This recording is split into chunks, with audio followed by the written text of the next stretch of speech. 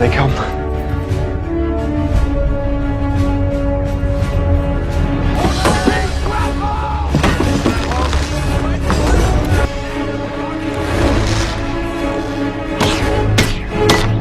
If I told you that I was trying to make a movie out of a theme park ride, you might think I'm crazy. But then you'd remember we don't live in a meritocracy, and something like that is likely to make a lot of money. But what's not likely is that that movie, that franchise, might actually be good.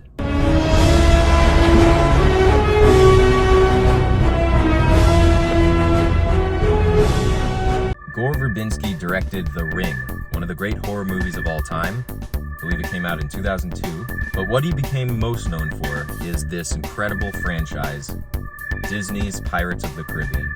Everyone stay calm. We are taking over the ship. I am us! You'll never make it out of the bay. Son, I'm Captain Jack Sparrow. Savvy?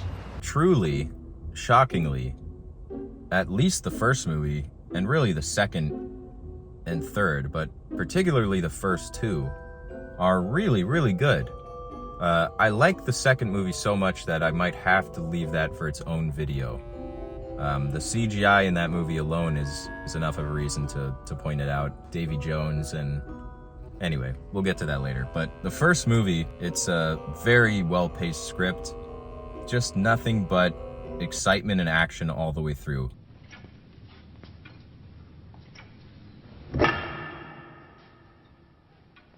From the introduction of the pirates at the beginning, meeting Keira Knightley's character, Jonathan Pryce, as her father, meeting Norrington and all of the different members of the crews, and then the arrival of Captain Jack Sparrow.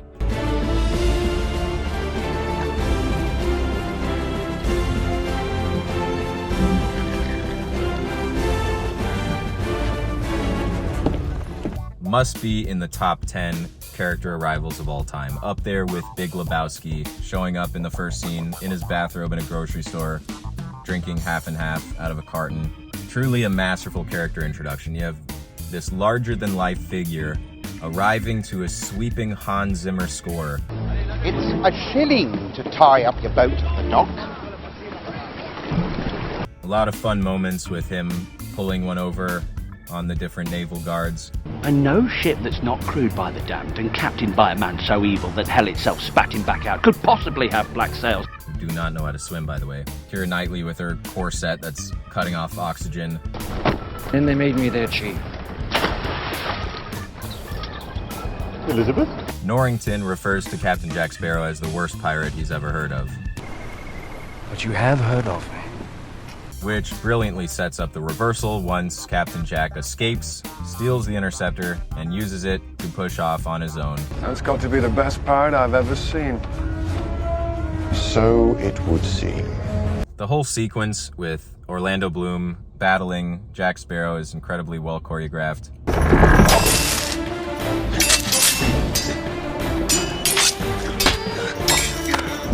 There's a lot of interesting action in there. That is a wonderful trick. I'm jumping all out of order right now, but the moment where Jack Sparrow is captive in the jail cell and the pirates show up and we get this initial reveal of the curse, and you see the arm going through the gate. So there is a curse. Very cool. And the effects really do hold up today. I think this movie came out like just a year after The Ring.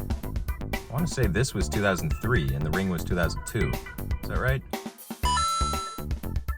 So many great lines, so many great moments. Jack and Will using the canoe upside down to break the laws of physics.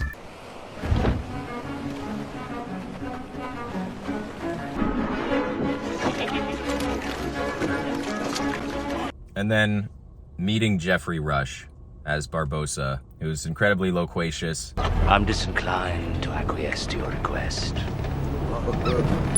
Means no. Very funny character. You got his little monkey running around like a monster.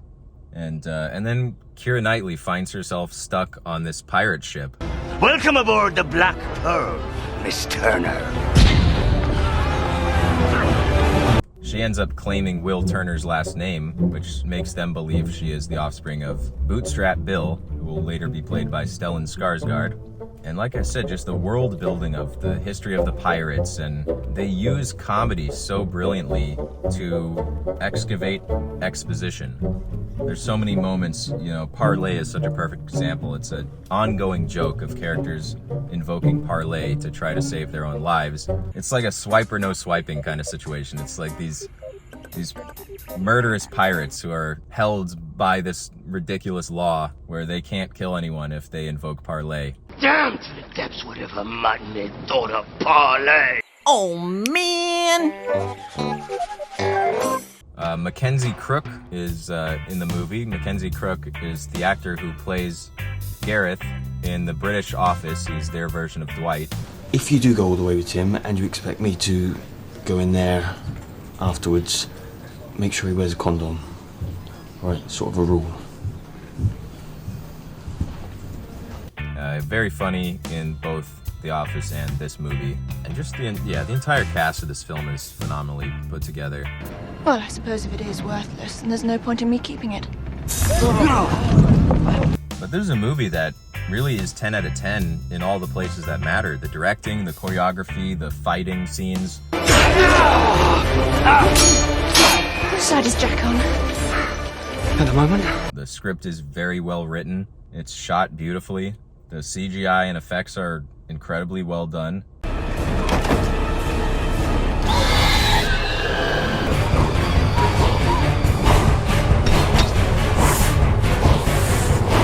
And the movie is, most importantly, just a lot of fun.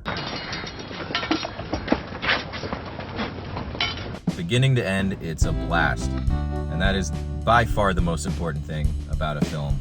Jack Sparrow is just such a larger-than-life character. Everything he says in this movie is funny. Case in point. The rum! Yes, the rum is gone. Why is the rum gone? And this. You threatened Miss Swan. Only a little. And don't forget this. Elizabeth. It would never have worked between us, darling. Just that perfect marriage of great writing and great performing. And the lore of the Black Pearl is set up very well. The kind of slow burn reveal of the curse is done in a way that makes it a little less ridiculous than it otherwise might have been. You best start believing in ghost stories, Miss Turner. You're in one. And the movie is filled with a lot of small twists that kind of help tell the story piece by piece, especially with respect to the lore. And I love the moment in the end when Barbossa dies, and there's almost this glee on his face that he can feel something again. I feel cold. And the way the movie ends just perfectly sets up not only a sequel, but a franchise that can really span the oceans. Drink up, me hearty yo-ho. I'm the captain now. Look at me. Look at me.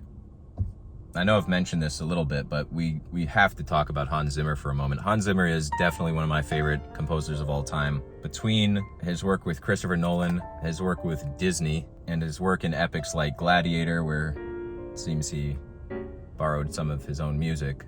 It was interesting. When I saw Gladiator 2, I wonder if there was a conversation about having Hans Zimmer do some more of that score from the original Gladiator movie, but I wonder if the reason that they went with a totally different composition this time is that the music from Pirates of the Caribbean became so much more recognizable and so much more famous than the music in Gladiator, which is very similar. Even when you go back and watch Gladiator, there's a few scenes in there where you're like, is this about to be the Pirates of the Caribbean theme song? And it gets close, and then it goes in a completely different direction. But that's one of those all-time scores for me that you can just listen to when you're driving around and stealing a ship, kidnapping a governor's daughter. I've said it many times, but perfect cinematography and perfect music combined together, there's almost nothing in the world that's better than that to me, you know? Other than sex and food and drugs and money. I'm gonna teach you the meaning of pain. You like pain? Try wearing a corset. Now, let's take a step back here for a second. I do want to talk a little bit about IP. IP, or intellectual property, is the #1 thing that studios are looking for when they're trying to buy a script. So if you're a screenwriter and you're trying to sell a screenplay right now, you might be thinking it's smart to write a very contained story that isn't going to require a big budget. Now that may actually work. That has been my contention for many years, is that you're more likely to sell a screenplay if the script isn't going to be extremely expensive to produce. However, more and more, it seems that what they actually care about is intellectual property. Now that may mean former intellectual property, something like we have now talked about in 3 videos in a row, the Simpsons movie. The Simpsons movie is extremely famous intellectual property. It's a good bet for a studio like Fox to make a movie out of something like The Simpsons. That is why you're seeing the success of the Minecraft movie. That is intellectual property with a built-in audience that is excited to see something they recognize. Now, does that mean the Minecraft movie is good? No, in most cases it actually means the opposite. And without having seen the film, I believe that is probably a good bet. But it is likely going to make over $1 billion. What does that tell you? Well, it tells you that intellectual property is still king. If you don't have the means to take on IP and you don't own any yourself, the one other thing you can do is create it from scratch. Now that almost sounds counterintuitive, but new IP shows up every single day. So what that means is when you're writing a screenplay, you want to think of franchisable possibilities. You want to think, is this something that could have a sequel? Is this something that could have a prequel? Is this something that could be rebooted in 25 years and turn into an absolute pile of shit? Yes, those are the kinds of things that you want to be thinking about now in 2025 when you're trying to sell your script. So all of this to say, when IP is derived from a toy or a video game or a comic book, there are varying degrees of success. Something like Five Nights at Freddy's could have gone in either direction. Same with Barbie. Barbie could have been an absolute pile of garbage. While obviously extremely overrated, it is far better than it has any right to be. And I think that's all due to Greta Gerwig and her boyfriend. The Super Mario Brothers movie is kind of in the middle of that, where it's just good enough to warrant that franchise, while at the same time being fairly creatively bankrupt. And there are quite a few examples of this. Of course, there are far more examples of it going in the exact opposite direction. Movies like Angry Birds, the Emoji Movie. But something like Pirates of the Caribbean was really a strange bet. This is a fairly successful ride at Disney theme parks. It's not even a ride, so it's an attraction more than a ride. It's as much of a ride as It's a Small World After All is a ride. With Pirates of the Caribbean, there is actually some elements of story. There's a lot of elements of world building in that ride that kind of lend to a more interesting potential movie franchise.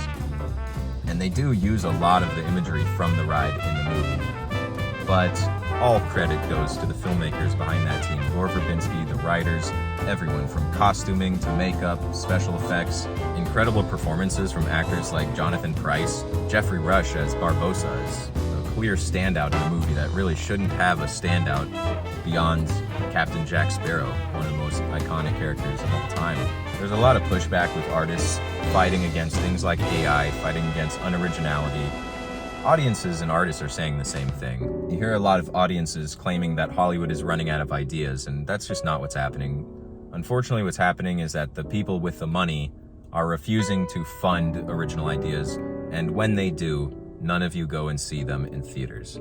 That's just how it is. That's what's happening. Every single time a movie like the Minecraft movie, or the Barbie movie, or the Lego movie, or the Lego Batman movie, the Super Mario Brothers movie explodes and makes $1 billion, and then the next week an incredible little indie movie comes out and no one watches it. That's what's happening. That is what is happening. It's not that Hollywood is out of ideas. We have lots of ideas. They are not being funded. And that's why it's becoming harder and harder to be a successful screenwriter in Hollywood. Whether you're new to the game or you've been around for decades, original ideas are not being bought and IP is. So yeah, more often than not, we're gonna see the cases like the Minecraft movie. And that's okay. It's not ideal, but I would rather that be happening than nothing. I want people going to movie theaters, even if they're bringing livestock. I want to see people enjoying themselves in a movie theater. Now, if that means that the janitorial staff is going to blow their brains out in the bathroom at the end of the night, it's probably not worth it. But it is what it is. It's a necessary evil to get these f***ing kids back in the movie theater. What are you looking at? Back to work. Well, that's about it for today. Thanks for watching. Hope you guys enjoyed.